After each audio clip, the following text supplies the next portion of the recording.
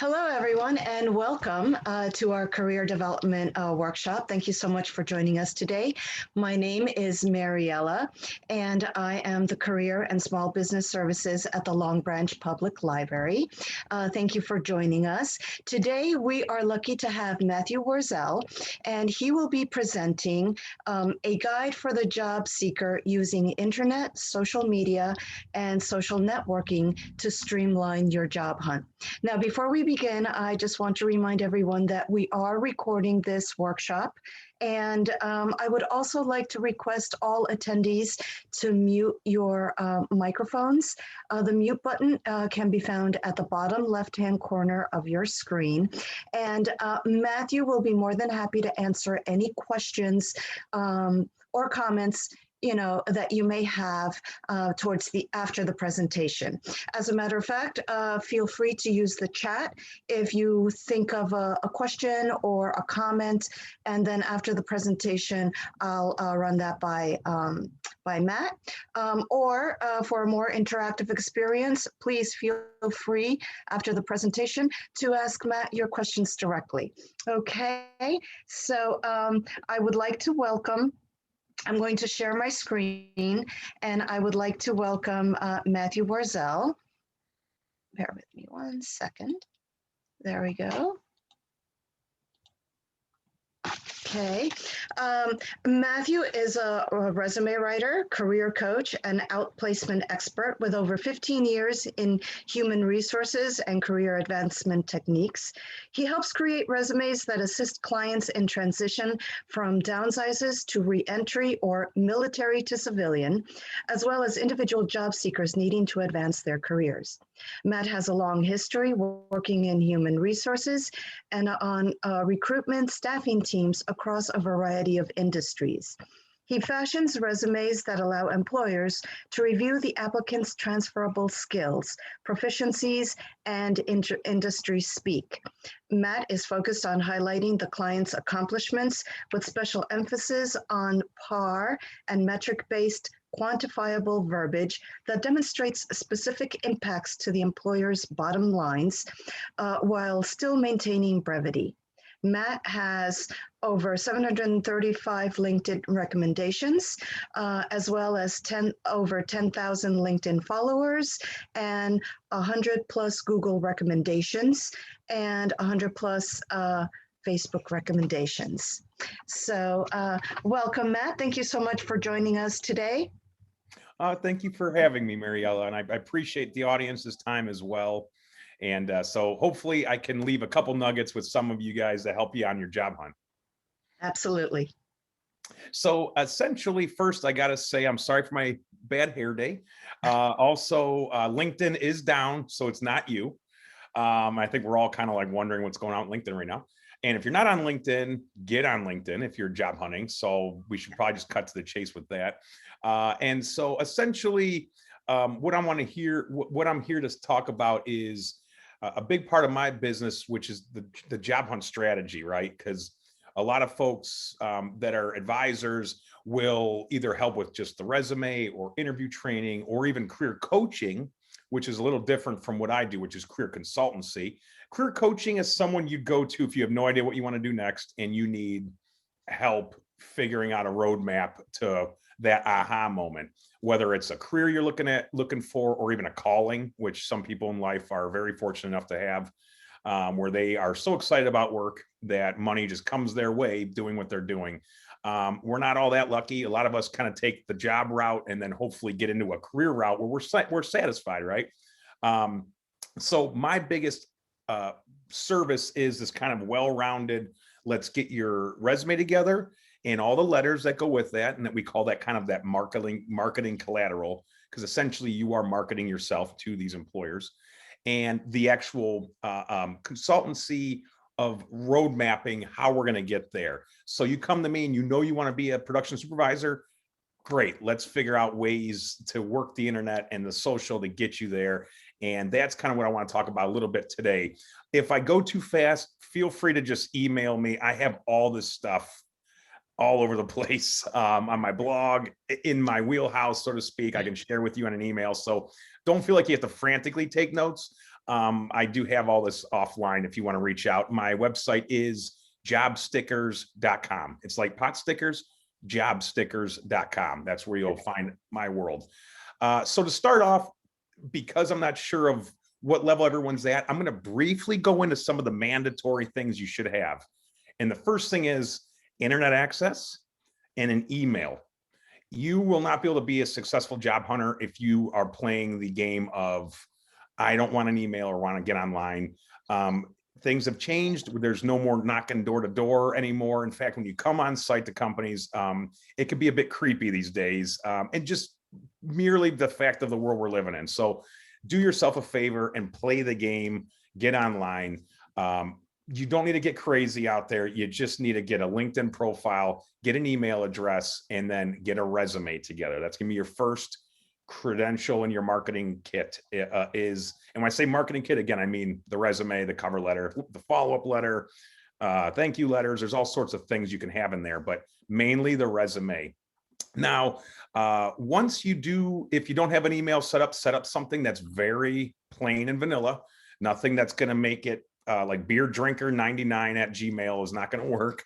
I have seen some obscure email addresses come through. And as a recruiter, a lot of times if you're going to be offensive and right away with an email that's kind of odd, they're probably not going to invest much time in trying to vet you. So you don't want to kick yourself out of the mix right away.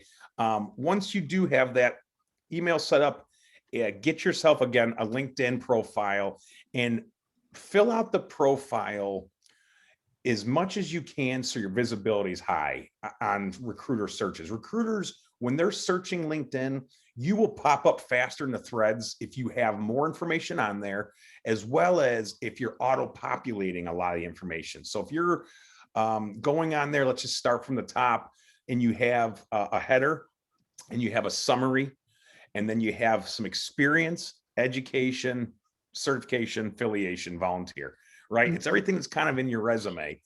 Auto-populate all the things that will auto-populate, because that allows for you to kind of be found in those searches of recruiters using those auto-populated words. So it's just a little trick that we've kind of come to find with LinkedIn.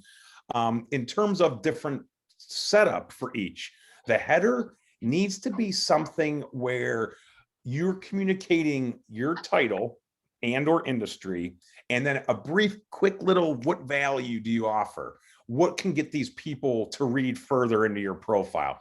Mine is essentially briefly just resume writer, career consultant, and my catch is I help people get jobs 20% faster than when they came to me with a $10,000 average increase in pay.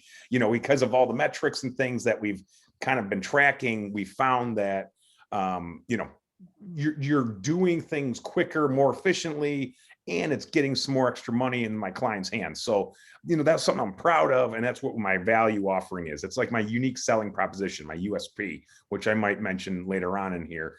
So you want that header to shine like that, nothing real long and nothing real plain either, where it just says production supervisor. That's fine, but add a little something else onto that.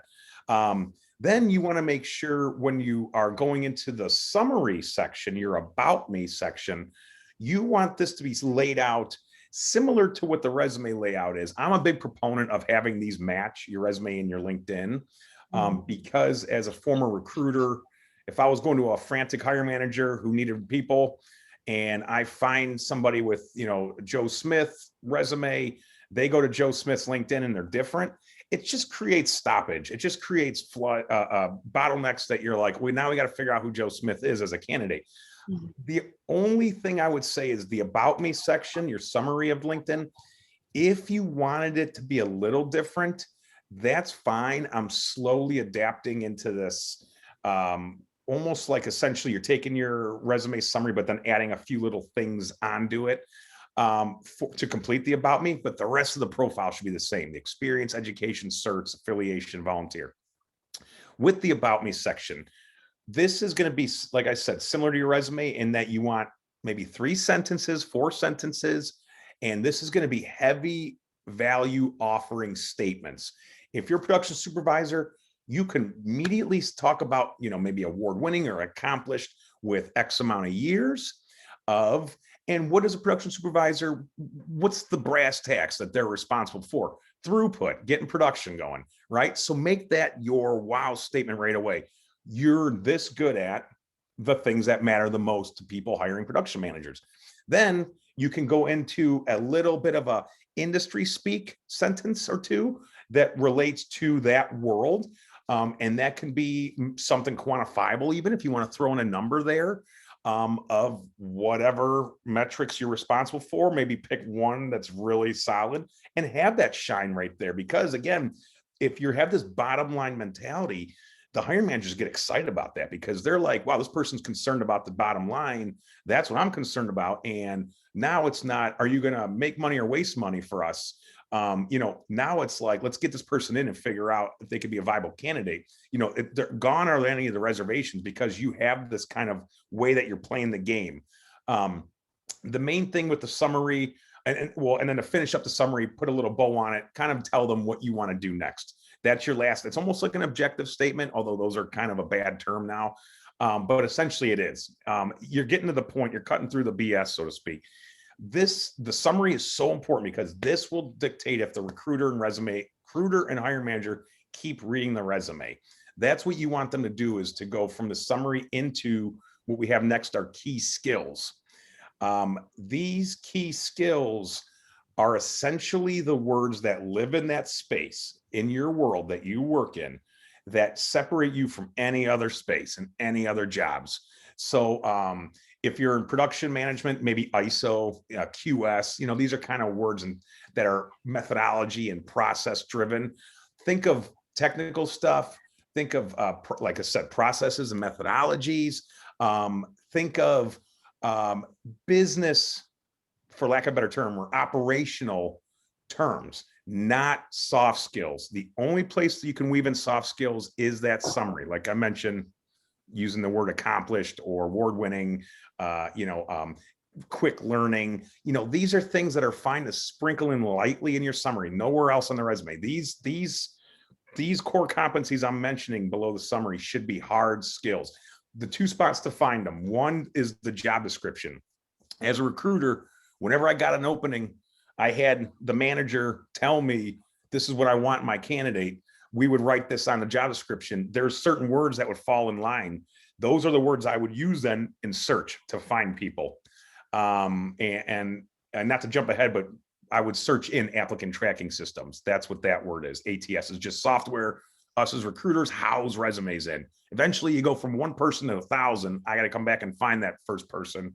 I'm going to use buzzwords to find them. So the job description is a good spot to find it in.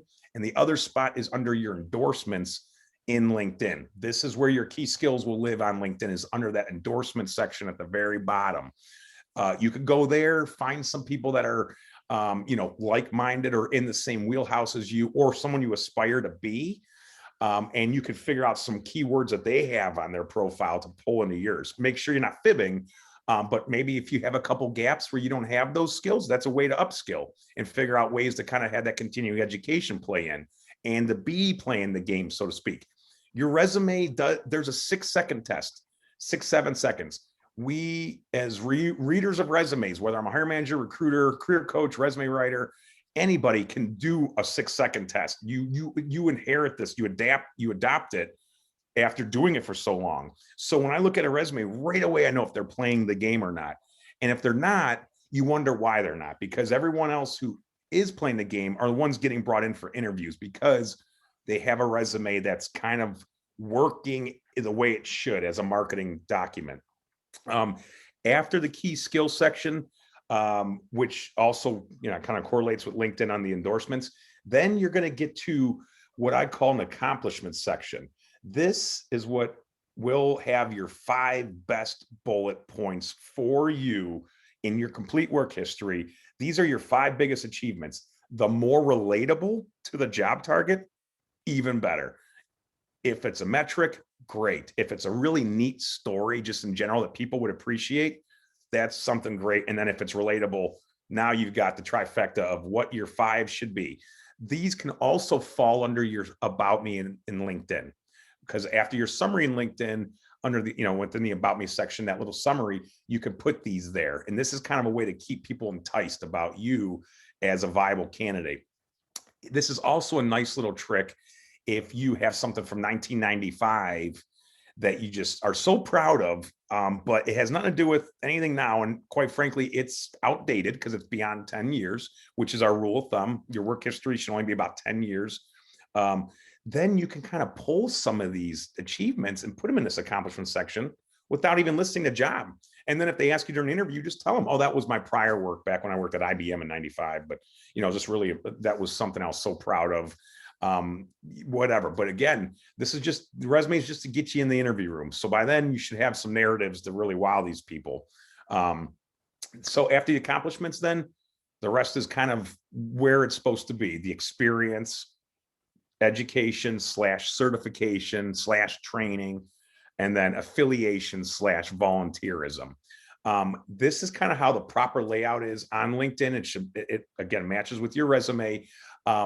The biggest thing, and also one last section, if you are in IT, put your tech skills at the bottom, because you're going to have a ton more tech skills than the rest of us non-IT world people. So non-IT, you can sprinkle them in up top where the hard skills are. IT, though, put them at the bottom and organize them: methodology, operating system, hardware, software. Separate them so the reader can figure out what technical aptitude you have right away. But don't bog down the reader up front with the IT skills. Keep them at the bottom, unless you only have a handful. Now, and I don't want to jump around too much, but again, this is just, it's so important to have this LinkedIn profile. And that's kind of why I want to talk about the resume, because it's supposed to kind of match and sync together. So that's essentially how you're going to position your value for the hiring manager. And that's all they care about. What can you do for them?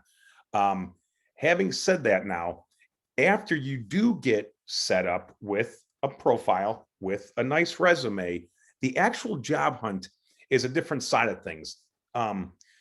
First and foremost, the online applications are still fine.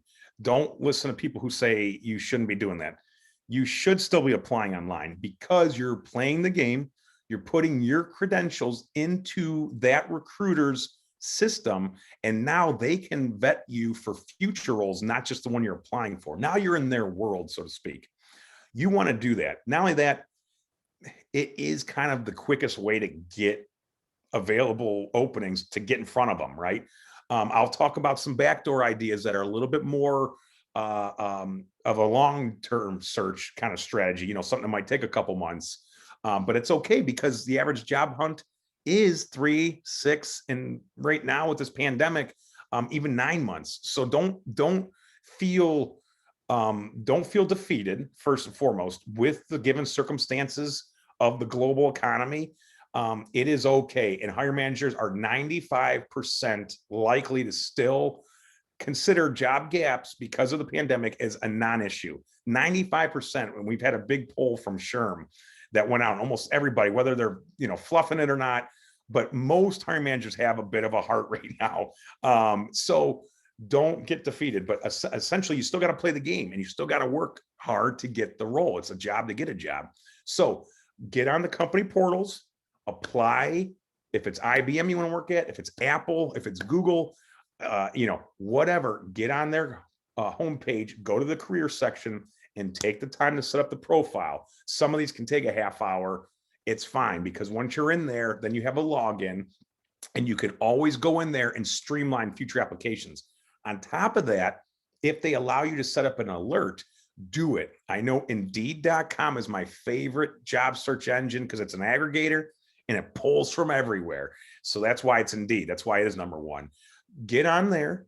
Again, set up a profile, and then just set up some alerts. Then you don't have to do so much active searching in terms of the actual roles online. They'll be coming into your inbox. Anywhere you can do an alert, do it, and do it for multiple roles that might fit in your umbrella. This is key, because if you're a production manager, sometimes they don't call it production management at this company or at that. So figure out the different titles that will go in that world: production supervisor, production leader, production director, whatever, and get them all set up for alerts. The other thing is the general job boards are kind of done. Career Builder, Monster. I don't really mess with them anymore. I would just say stick to Indeed and LinkedIn for the actual search. I know ZipRecruiter right now is big too. If you're going to do a third, make it ZipRecruiter. But other than those, don't spin your wheels because a lot of them are all going to have the same roles anyway. And having said that, I'm glad I remind myself, don't apply to 50 roles at one particular company. If you do that, you'll get blacklisted right away. We used to do that when I was recruiting. As soon as someone did that, we're like, nope, this person's clearly not, they're just interested in getting something. They don't even care what it is. That's just so unprofessional. So if you get tapped by a recruiter, don't go and start going to find another recruiter for the same role, because now you're going to get them mad at each other. Also, if you got a recruiter in with a company you like say GM, just reach out to them if there's another opening that's available at GM. Don't apply to 15 different GM jobs in a single week. If you do apply to a job at GM, you don't hear anything back, give it a couple weeks or a few, let's say maybe like a month even, because then it's not so much of a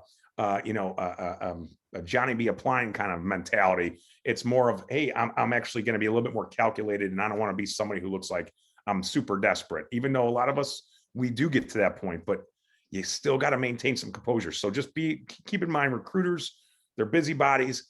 If you have a connection, reach out to that recruiter maybe every 3 weeks to say, hi, I'm still here. Would love any opportunity you have that would be fit for me. But also just keep in mind your habits when you're applying online to make sure you kind of track it, so you know you don't over apply one particular job company. Also look at associations. This is a big thing. I know there's a ton of associations that whether it's just a group of the world you live in, so if you're the production managers of America kind of thing, or find the governing bodies that handle certifications in your industry. So if you're someone that's going to go out and get a professional engineering license, go onto that site where they give you that PE and see if there's a section for members and try to just join. And then don't just join and just forget about it. This is a slow stuff. You got to be active. You got to engage. You got to share thought leadership. What do you know that makes you unique in this world that you want to live in as a professional, that people can really appreciate this kind of knowledge, and start giving up these goods? This will kind of parlay me into my next topic about LinkedIn, but it is such a phenomenon that we have right now, being able to kind of share our thoughts immediately and get feedback immediately when you're on these social sites. So think of it like how you're posting pictures of barbecues and weddings and all this kind of stuff on Facebook. But think of it, if you're on LinkedIn, instead of that, you're sharing articles that have relevance in your world. You're sharing little news pieces from Google News. You're sharing industry membership association, news or whatever, just news content. Maybe even develop something that you can share as an article because you've researched a few things and you became, all of a sudden you wrote an article.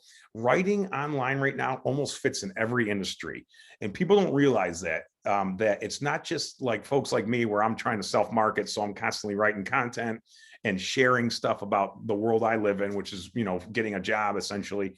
But a nurse can be online now and share insights under these certain medical communities that she belongs to, on the LinkedIns of the world or on associations of the world. And then, your name starts to get seen by thought leaders in that industry, and you start engaging with people. There was a story I read yesterday about a girl that jumped on Clubhouse, which is a new social media site for just audio. And I'm on there. I just don't know how people have time all day to sit around listening to podcasts, but it's essentially like a podcast, but you're there live. And you could raise your hand and join in on these conversations and stuff. And she ended up talking for 15 minutes to the host. And the audience was so wowed by her expertise that she got a client offer and a job offer afterwards from people. So your thought leadership can resonate with people that you had no idea existed before that Clubhouse call. And that's what's cool about content. When you're creating this stuff, first off, it lives on, and people can always go back to see it. And you might get a like on it, 6 months later. And don't get worried about likes. That's not the reason. Do not get caught up in likes and shares. Trust me. you're going to have a lot of dwellers out there to just read stuff and move on without liking it. And that's where you want. You're planting seeds, you're giving expertise, and you're allowing people to chime in, or you're chiming in on their stuff. And then there starts to be a little bit of an association going forward with you and that industry. And I'll get into that in a second here. I'm trying to kind of keep a little bit of an order here. So with the essentials, alerts that I mentioned earlier, bookmark solid sites, whether it's, groups and association sites, job board sites, social sites, whatever. Start bookmarking and getting your world organized. There's nothing more powerful than keeping a calendar. If you are struggling to be organized and that kind of thing, and you don't have a calendar, that's probably your problem. And I'm not a psychologist, but again, if I didn't have a calendar, my world would be complete chaos. I would have no idea what I'm doing that day. So the calendar starts with your most successful setup that you can get going, is keeping track of yourself and your ownness. So no one's going to do it for you. And then let me see here. Then you can actually do a couple things with when you get onto these sites. You can actually start joining groups within the site. So if you're on Facebook and you're like, well, I'm going to use Facebook as a personal platform, not a professional, that's fine. But look at the Facebook groups that are professional and get on some of those. I even have a Facebook group that I run a weekly call, which is actually every Tuesday at 2. And my audience knows I'm on here today. But Facebook groups is like the number one group. So as far as the number one group platform. So just join and start chiming in on Facebook groups. That could be another spot for you. The LinkedIn groups are a little bit dead, but LinkedIn itself isn't, the posts. So get on LinkedIn and find a few people that resonate with you that are in the industry and start to share their stuff or chime in on their stuff. Make sure you tag them when you do, so they get the alert, and start carrying on conversation with these people. It's like, what's a half hour a day doing something like this, or an hour a day? If you've got the flexibility to put together a nice solid job hunt, this is included in that strategy. And then there is Twitter. Again, I wish I could speak more about using Twitter with your job hunt. I'm more of just LinkedIn and Facebook. There are plenty of blogs and things out there that'll probably tell you how to do a nice Twitter kind of search, and I've got some stuff I can send you. I just don't want to really speak about it right now because honestly, I'm not seeing the benefits as much as the LinkedIn and then the Facebook groups.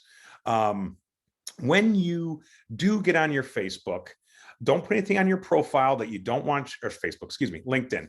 Don't put anything on your profile you don't want your future boss to see. So keep it professional. It's not the website you put party pictures on. Complete the profile, like I mentioned before, that boosts visibility. Even if it's a volunteer from American Red Cross from 2 years ago, just put former volunteer, American Red Cross. Photo. There is a fact, I wish I had the metric in front of me, but I'm kind of shooting from the hip with this part.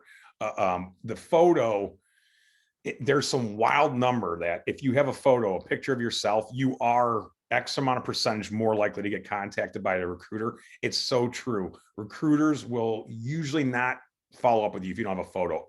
It's psychological, whatever. But if you have a profile photo, just make sure it's very professional. If you see behind me, even that's kind of off, you kind of want something like this, blank background, and you want it like this because you want it like a headshot as if you're an actor. So, and the acting headshots are roughly your shoulders to the top of your head where my little colic is, and try to block that. And so blank background, and you're going to wear a polo or a dress shirt, have a little unbuttoned dress shirt or something, but it's very professional. I don't care if you're trying to get a role as a line leader at a production facility that you always can wear t-shirts at. It doesn't matter. Your LinkedIn profile needs to be professional. You're not going to intimidate anybody to that point where it's like, I can't contact this person because they're wearing a button-up shirt applying for this type of role. Like, it doesn't happen like that. This is your profile. This should just be something. This is you. And then turn on your search settings on LinkedIn.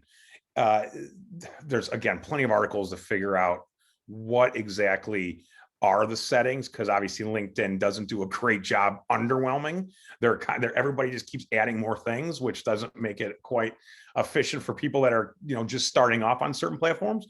But if you get on a LinkedIn, if you want to ping me, I even have an article that one of my colleagues wrote a couple of weeks ago about the 8 things that you should do as a job seeker on LinkedIn when you first start. So make sure you have it where you're you can market there, open for work, open for opportunities. Recruiters are allowed to contact me. I'm allowed to be visible in searches. These are all things because they take privacy very serious, which is great, but they'll also turn off certain things right away on you. You won't even know it. And you might be out there going, no one's contacting me. It's because they can't find you because of the initial settings. So get all your quote unquote, I'm an open job seeker settings in place so anybody can find you if you're comfortable with that. Share information with your knowledge, share knowledge with and information with your network, right? Like updating your status on Facebook. LinkedIn, though, is a different way. LinkedIn, there's a way to post on LinkedIn, and it's very different from any other platform.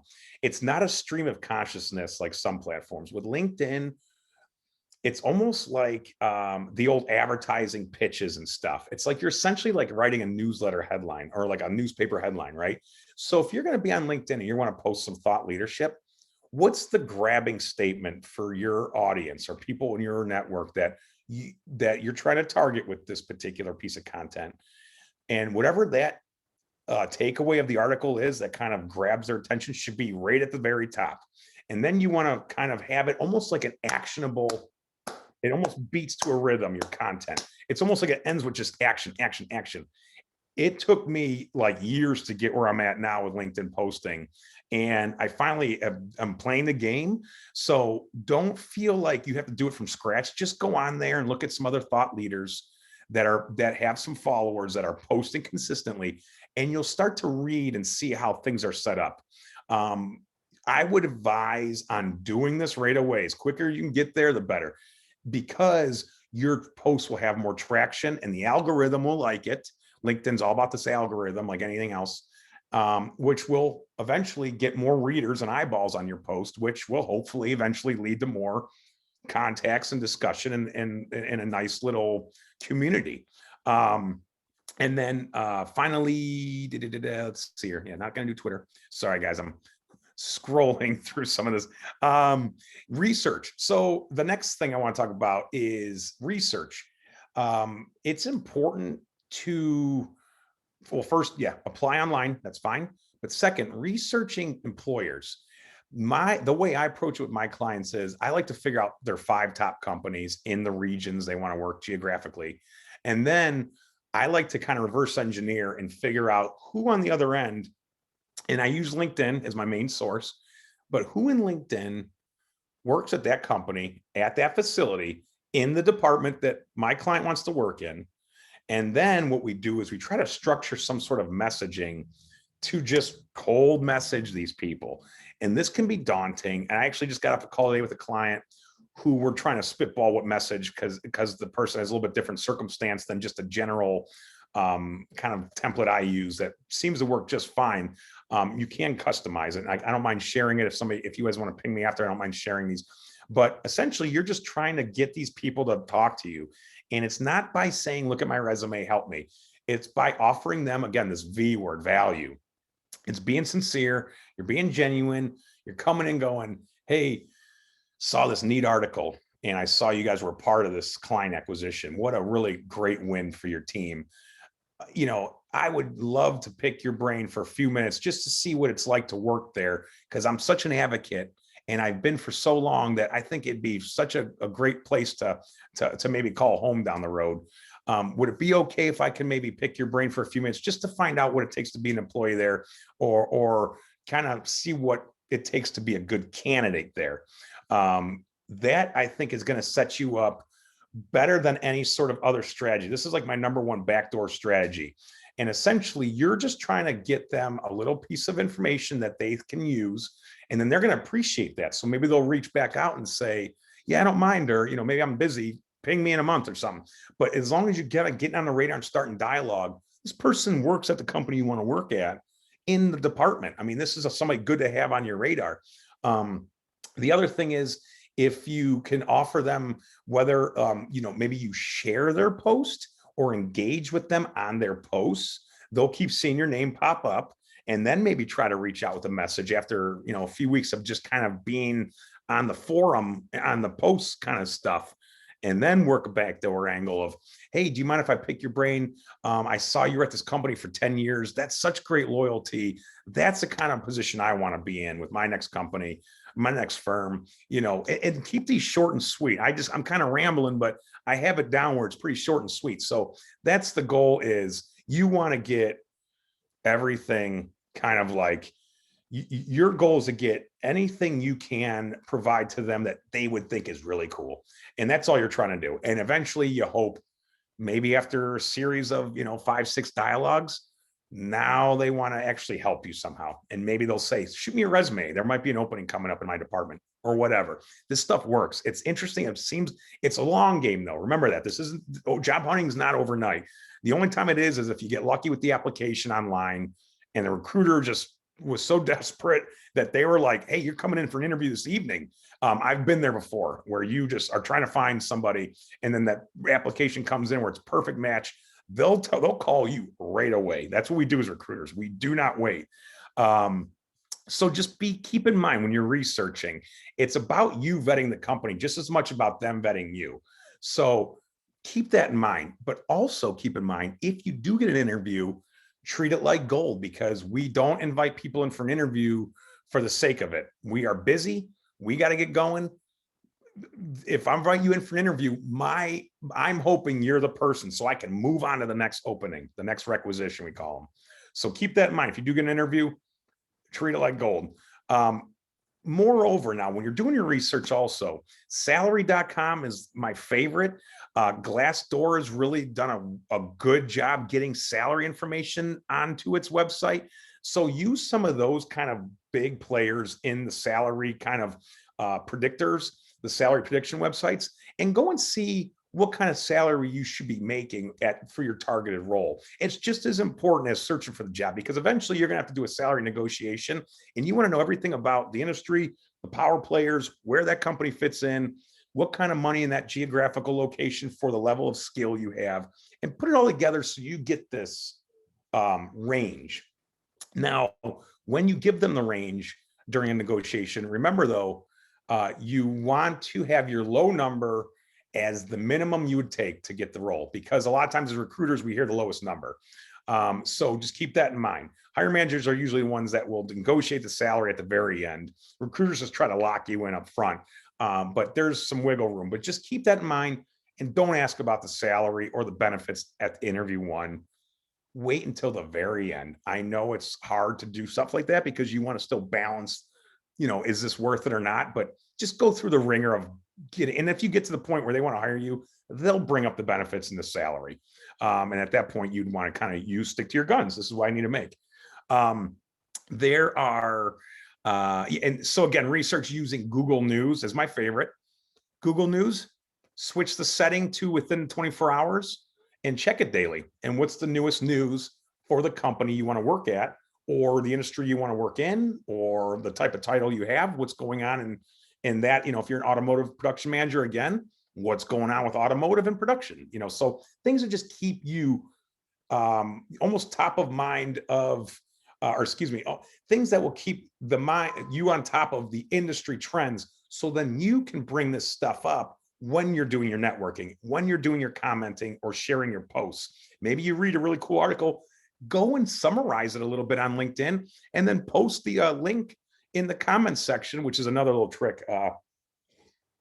With LinkedIn, it's goofy. LinkedIn prides himself on dwell time, they call it. They want everyone on their website all day. The green light never comes off kind of thing on their profile. So what they'll do is they'll measure your dwell time, your post dwell time for the people that visited it. You want to post any links in the comments section right below your post. It sounds goofy. It's a workaround. It's what we have to play right now because we're on LinkedIn's playground. And so we got to play the game. But so essentially, you want posts that'll resonate to the point where they're going to read the whole thing and sit on the post for a second. That's why slide shares are real big on LinkedIn right now. But I don't want to get too far, but it just comes back to, if you research, you get some knowledge from that research, go and share it with the 3, 4, 5 different platforms you're on. And then you're done for the day. Just one a day. It's all you need to do. Not more than one a day. One a day is consistent and it works for the algorithm. Quora is also another spot I like. It's like Reddit, although Reddit's kind of getting a little, I don't know if it's, too funky or whatever, but Quora is a very solid website to get on to not only learn new things, but then that's where you can share thought leadership. I go on there and post 3 things a day. I answer 3 questions a day from people that solicit answers from me, and that's it. Then I'm off. It's whatever top 3 come in. But I do it consistently because I want people to see that I have value and value offerings to share. And my ability to share this information takes me 2 seconds, whereas a person asking it could take a whole day to figure out what I'm about to answer. So go and share stuff that you know about your industry on Quora. All you got to do is look up questions that relate to it and just start having little answers. It's a really nice, easy way to kind of start getting your thought leadership in place and your USP. Then I'm going to go into right here. I hope I'm not moving too fast. I just want to get it all in within this hour here. But and I'll go in just a few last things. I'll do some questions. But the first thing is, again, sometimes the reality is you're not going to get paid for the role you want to get right away. Maybe you don't have experience or you're a career changer. Just know that it's okay to try to get experiential learning, which is kind of free work, which a lot of people say never take free work. I did free work for X amount of years. Even when I do my acting stuff, I was doing free work as an actor, trying to get some stuff under my tool belt. So, I'm a proponent for, if you're working in the field you want to work in and you're getting experience, if you can go a month without getting paid, and it's within your budget and that kind of thing, then what the heck's the problem? You're going to learn so much more there than any book at school. Although it's important to get continuing education and upskilling, but experiential work, internships, entry level roles that might not give you the rate you want right away, but if it's something that you want to work in and you're willing to learn from the bottom, sometimes it's a matter of swallowing your pride and just getting in there and learning and kind of trying to kind of streamline your succession plan by staying late, learning more, continuing education, upskilling, networking with people at the office, take on extra projects on the weekend, whatever stuff that you just got to grind until you can kind of get your world up and running in whatever place you want to live in. And by place, I mean, it's space and role. So never knock early career entry level roles or anything like that. Even if you're a seasoned vet trying to change positions, keep that in mind. Personal branding. Again, this is what I had mentioned earlier about sharing some content and thought leadership. And you can definitely reach out to me if you have any questions or, like an example of what it should look like. I don't mind sharing that stuff. The other thing is what I do. Oh yeah. What I mentioned earlier was that cold messaging the hiring manager. Again, if you can jumpstart the conversation about how they come to work there, what do they love most about working there, what type of person was the most successful recent hire that they've done and why, who didn't succeed as a new hire and why, what's the company's biggest challenge, and how will the job that's open help overcome it. These are just some ideas. There's no one right way. Every single cold message has a reader on the other end, has a different personality, different way of doing things. So like my resumes, I call it the pragmatic resume. My way of writing resumes is so logical that if it does, it shouldn't shake up too many of the readers on the other end. Hiring managers have so many personalities that you got to kind of keep it linear thinking, almost to the point where you're like, what didn't you see right about this kind of thing? Like, it's so like in place of how it should be, that it's pragmatic and logical. That's how you should be with any sort of communication, any sort of post. Just keep it where it's not going to tremble any little quakes or make anything kind of disruptive too much. There's only so many Elon Musks to go around. just play the game right. And if you think by any minutia this can offend somebody, then don't post it or take that part out. It's so important. And then, so when you do, cold email these managers or these hiring managers or these recruiters, at that point, when you should ask for assistance wouldn't be until literally after you've had some dialogue with this person. Even if it comes to a dead end, it's never quite a waste of time because all of them are learning experience about how to network better, how to cold message better. This stuff works. The other thing I've seen is social media stalking, but in a positive way. So if GM is posting stuff on their Twitter, on their Facebook, on their LinkedIn, this is where you want to share it, comment on it, or tag someone. This generates more eyeballs for those posts, which the companies like, but also there's a reader behind there that's looking at the social media, that's posting the social media. Somebody's developing this stuff. They become aware of who you are eventually. If you're someone who's bringing good insight, don't just say great article and a thumbs up. You're leaving a note every time you comment. It's got to be something insightful, or at least if you're praising them, then give them a little kind of like, hey, this was great, well thought out and researched article. Moreover, everything you said was exactly right. And one last thing I'd even mention is, and then leave a little bit of expertise. If you start doing that here and there, I myself am having luck having done that in the past with people in my industry that are thought leaders. And now I'm getting invited to masterminds and getting invited to blogs and articles and stuff. And it's like, it's these little seeds. You're a farmer. And I know it sounds daunting or might take a while. You got a few minutes a day. It's all it's going to take, maybe a half hour a day to an hour. And then you can move on to looking for jobs or going to a career fair, virtual career fair, what have you. Being engaged is key. As I mentioned earlier, you cannot have an idle profile. Posting the content. Look at now keyword searches. This is interesting.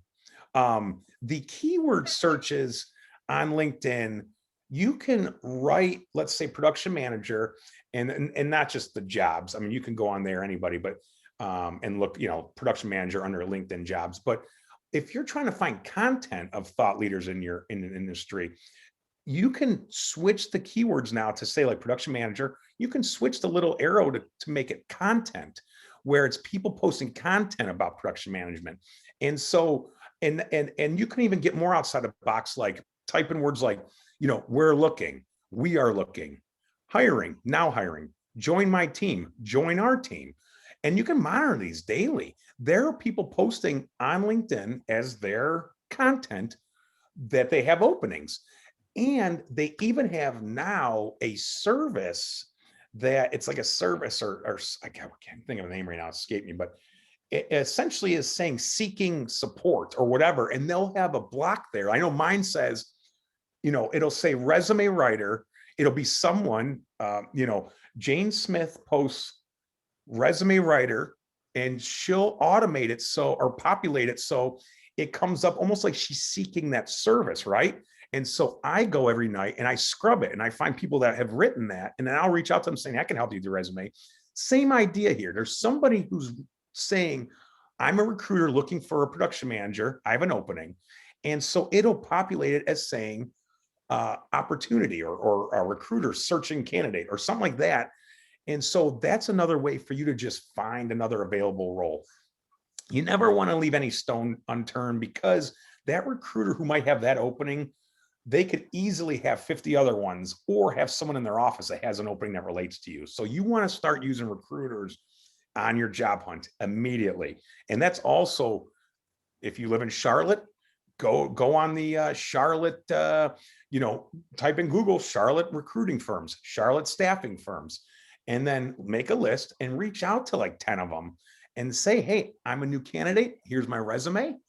Please let me know if there's anybody in your office that can help me. And they'll guide you to the right recruiter and start forming those relations. All my old recruiting jobs were through recruiters, believe it or not.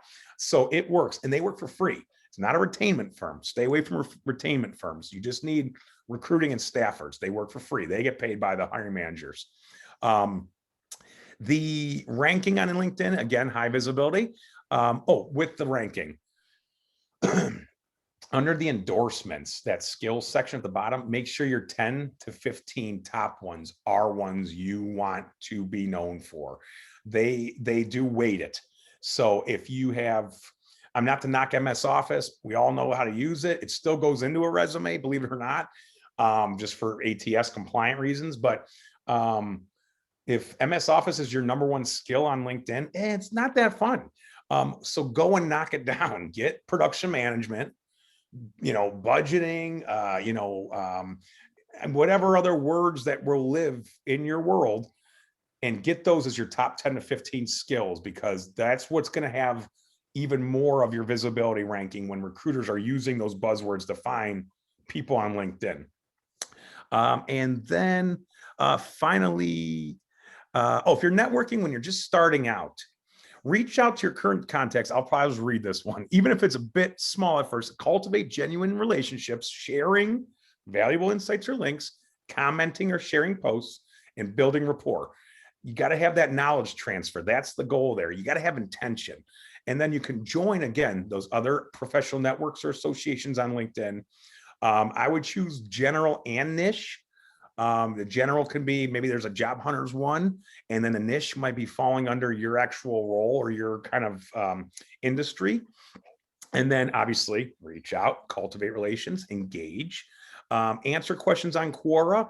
And when you do, I didn't say this earlier, if you do answer anything with some thought leadership on a Quora type website, not LinkedIn, but like on a Quora website where your kind of profile isn't as relevant, or like it isn't kind of as visible, you want to have a little call to action. So you can say like, hey, I've done timetables as production manager. I always found this little trick works well. Boom. And you send a little trick that, how, whatever your formula is. Then at the bottom, you can say, feel free to email me to carry the conversation, or hey, check out my blog if you have a blog or something, and leave that little call to action there so people can actually go into the next step and get off of Quora. And then mark again, and attend conferences and virtual networking events, especially right now, virtual events and virtual meetings and stuff. Jump on it. You don't have to leave, and you just, you throw your top on and you try to do your hair. And then, they're free and they're an hour, and maybe you'll meet someone, maybe one person. But wherever you can find those relationships to cultivate, they're on there for a reason. You're on there. Maybe there's some synergy there. But then finally, mark your calendar and repeat. Nothing like consistency. If you don't be consistent, none of this stuff's going to work. So that's where I'll leave you at, is be pragmatic, be consistent, and just don't freaking give up. Job hunting sucks and hiring sucks. It's a long cycle. As a former recruiter, you got to source. Well, first you got to deal with the hiring manager stuff, and you got to post it and advertise. Then you got to source. Then you got to vet. Then you got to package. Then you got to send it to the hiring manager. The hiring manager then has to read the stuff, go over it with you, bring in an interview person, then possibly a panel of interviews. Then you got to negotiate the job. Then you got to do background check, reference checks, drug tests. Then you got to hire them, onboard them, train them, and then they're useful. That's long and expensive. So don't be pissed off at recruiters or hiring managers. Sorry for that. I get passionate about this, but these people are human beings too, and they don't have this vetting in place to annoy you. They had to get jobs before too, so they get it.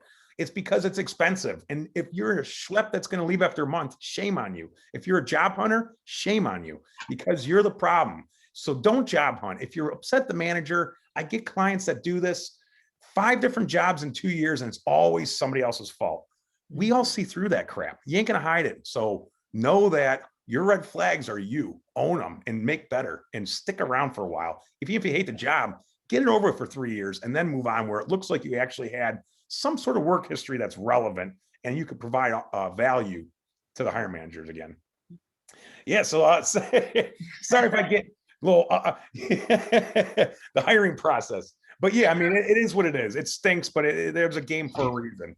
Yeah, that was a lot of information in under an hour, and thank you so much, Matt. I have a couple of questions myself, but first I want to turn it over to our attendees. Does anyone have any comments, any questions for Matt?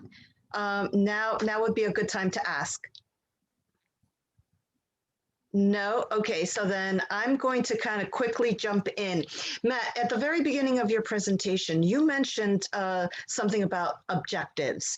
And I've also read that objectives are now passé, but there are others that swear by it. It's like, okay, I've been job hunting for a couple of months now with no luck. And, I have different, like maybe different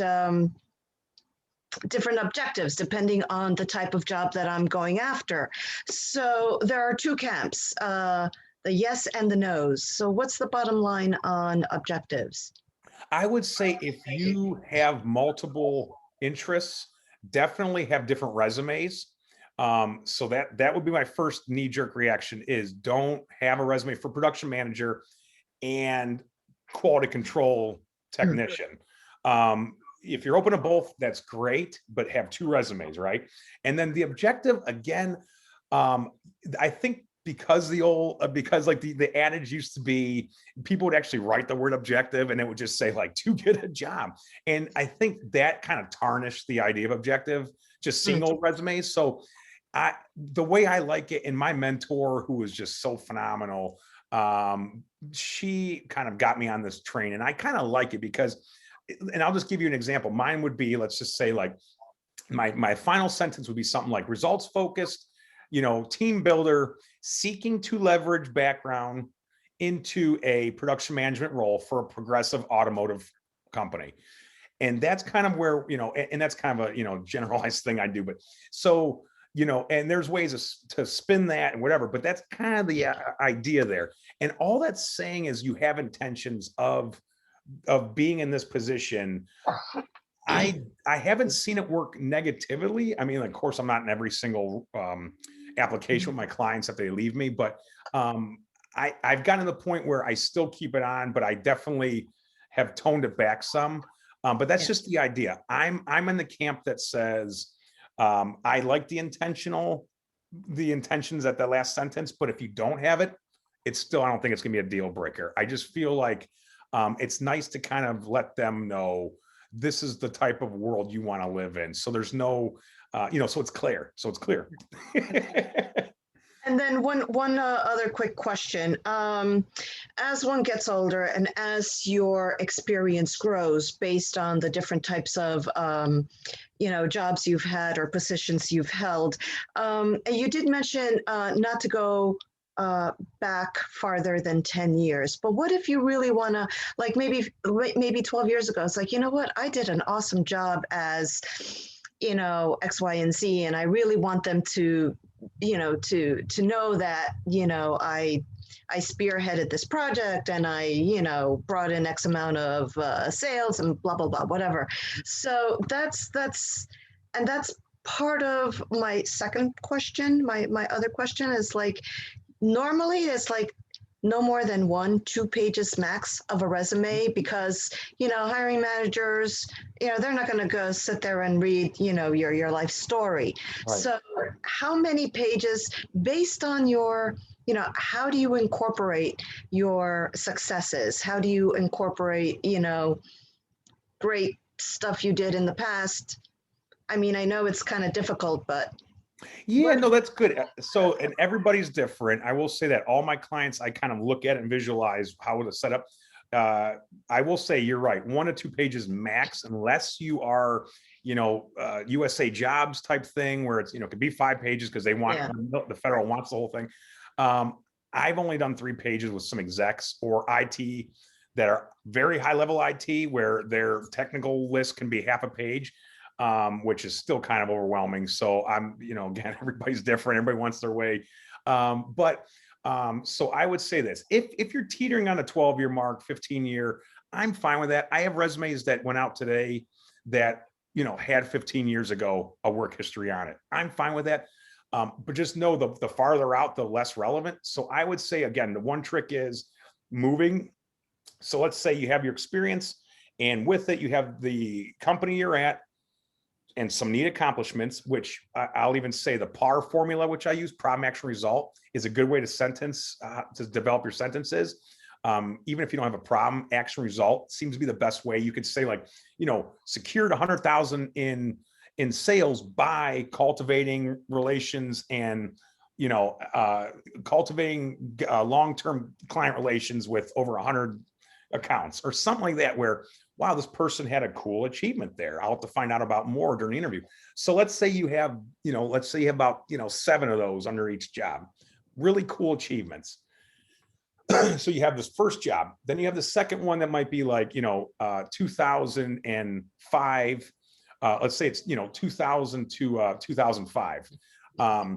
It's okay if it's not your 5th job on the resume, right? If it's a 2nd or 3rd job on your resume, you can keep it on there. That's no harm in that, because you are such an excellent employee and don't have a lot of jumping around that it shows a little succession. But again, everyone's different. So if you are someone that maybe job hopped early on and then you finally caught on and got a couple jobs, the less that you kind of have that's noise, that's red flags, the better. But having said that, where you can do that is filter some of those into your accomplishments if there's something really neat.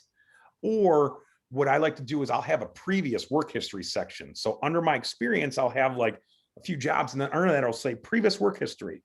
And then I'll have it the same setup as the experience section with the bolding, but nothing underneath any of those. All those bullets go away. And anyone that you want to really keep on the floor that have to go on, stick them up here in the accomplishments.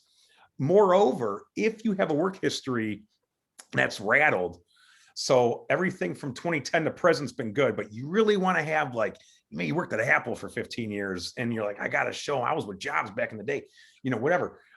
You can have a previous work history, and you can even put in parentheses 1990 through 2010, end of parentheses, and then just list everything, but without dates under each of the jobs. That's another thing I've done. So it shows titles and companies still. Yeah. That if they're beneficial, don't keep them on there if they have nothing to do with your future role. If you're trying to target something that's not in IT and all your work was in IT, and now you want to be in healthcare, no one's going to care about Apple 1990. So you got to kind of think about the reader. What would they give a crap about? And if they do, keep it on there. And that's kind of my long way of explaining that. But there's so many tricks that it's hard because everybody's different. So I have different little nuances that everybody gets. Right. We do have one question from the audience. Question is, if you've been out of the workforce for 15 years or more raising a family, what's the game plan? Absolutely. I have a client that we just built her resume last week. Same scenario. Hers was a bit of a functional resume, which they're the last resume you want to develop. But it's okay. Don't freak out because they're normal. But what you want to do is essentially have that the same setup, but instead of after the accomplishments having an experience section, have those really neat accomplishments, and then just have a work history.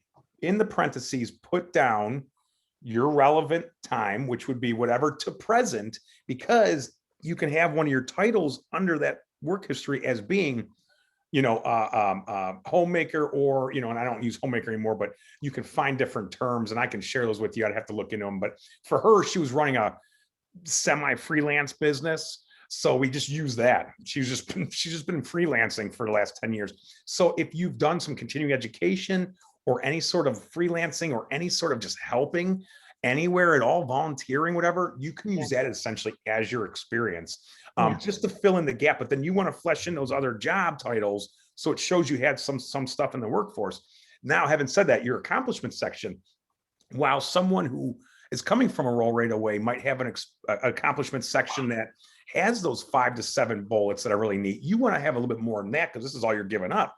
So what you want to do is have that accomplishment section, and then you can almost italicize the overall theme of those following 5 bullets. So maybe I had hers was key performance indicators, and we had those 5 were all metric-based achievements. Then I had a little italicized that said leadership aptitude, and it had leadership bullets that were a little bit more generalized. And then that was it. So we had about maybe 15 bullets split up between 2 or 3 sections. And then I just go into a work history. The other thing is too, if you're doing anything continuing education that relate to that world that you want to re-enter or start, you could consider putting education above the accomplishments. Early career people, it's fine to do too. If you're within the workforce for a year or two, can have that still laying up there if you want. But you can also take the stuff you did in those classes, projects, curriculum, whatever. And those can be bullet points on their own. You can have it say completed a class project involving XYZ, and then go into some more project details, because these are the new world you want to live in. Anything, the more relatable and targeted your resume towards that targeted role, the better you're going to be as a candidate. The more generalized and overview up here it is, the less chances you're going to get called. So remember that. Get to the point of what they're looking for. Anything you can bring to the table that relate to what that opening is, get that to shine in the first top half of your resume. Right. One more very, very relevant question, especially, at the library. We sometimes get reentry people, right? So this is, thank you. I don't know who posted this question, but thank you so much, because I totally forgot about this. What suggestions would you have for those people, reentry people? Yeah, I mean, again, kind of same idea as the returning to the workforce. If you've been raising a family, if you're reentering for whatever the circumstances are, again, it's just laying out the res. Or go ahead, sorry.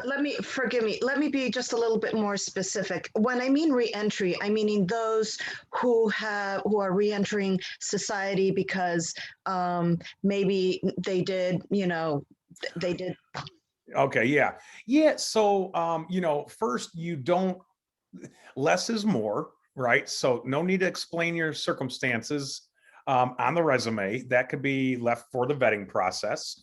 And I would just say, I mean, there had to be some sort of training or research that you did while you're kind of, in a situation that maybe can relate to that role. If you've done nothing at all to better your professional career while you were doing some things, like you're going to have to lean heavy on your old experience.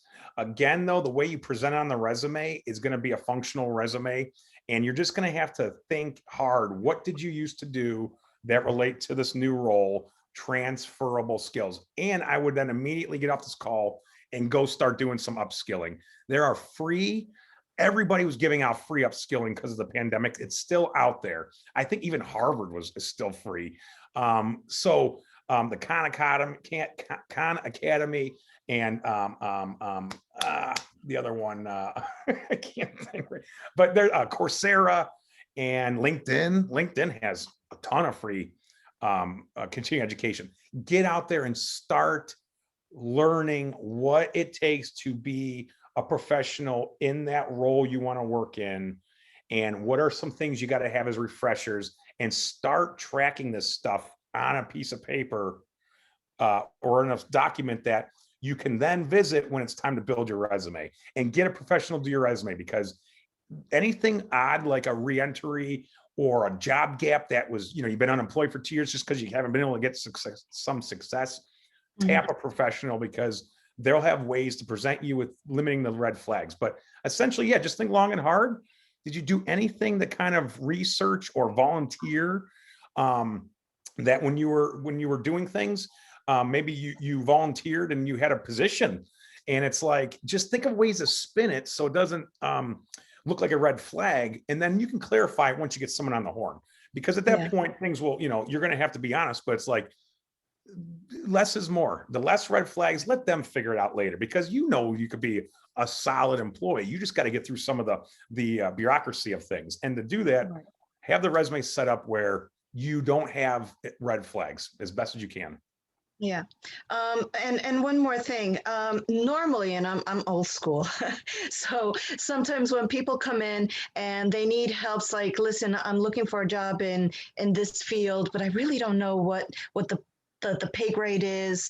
I tend to go to Occupational Outlook, the Occupational Outlook Handbook, because they break it down from A to Z. They have like what they do, which is, they have great descriptions of the job and the medium pay range. And I know it's a national. You mentioned salary.com, right? Am I correct? Yeah, that's correct. And I know yours too. BLS is that's a fantastic website. The Bureau Labor Service. Right. I get their newsletter or whatever, their reports and stuff. So yeah, any of those. If that's what you're confirming, I do like yours as well. I mean, the salary stuff is out there, guys. That's the thing. Like it's not like it's used to be where if they didn't put it on the ad, it was kind of like, I don't even know where to start. Like you said, there are lists out there, and for the region you're in, just, make sure you're aware that, you're going to get paid less in Florida than California, or whatever your circumstance is. So keep that in mind too, that you're not always going to get your fair share, so to speak, because of where you're going to be living. Right. Okay. All right. That's it for my questions. I don't know if attendees, thank you so much for those who did post questions. Yeah. Greatly appreciate it. And Matt, thank you so much for a very comprehensive presentation. A lot of information. Guys, just want to remind you that this presentation was recorded. If you want a copy of the recording, I will be more than happy to forward you the recording. So I put my email on in the chat. It's mosario.lbpl, like Long Branch Public Library, @gmail.com. Matt also mentioned at the beginning that he would be happy to share with you any notes or any any notes regarding today's presentation. So feel free to either reach out to me. I did put Matt's website in the chat as well. You mentioned jobstickers.com. Is that correct? Job stickers, yes. A little easier than my MJW kind of thing. All right. And I think that's it. So guys, feel free to reach out to me. You can call the Long Branch Public Library, ask for me, leave me a message. Also one last thing. Matt also mentioned functional resumes. I have sample copies, very generalized sample copies of different types of resumes and cover letters. So if you need any help with that, please feel free to reach out to me, email me, call the Long Branch Public Library, ask for me, Mariella. If I'm not there, please leave your name and phone number, and I will definitely get back with you. I'll be more than happy to forward you sample resumes, sample cover letters. We've got all types of chronological, functional, you name it, we have it. So thanks again, Matt. Thank you. Thank you so much for making our career development such a success. Thanks for having me, Mariella, and good luck, everybody. All right. Thank you so much. Bye. Okay.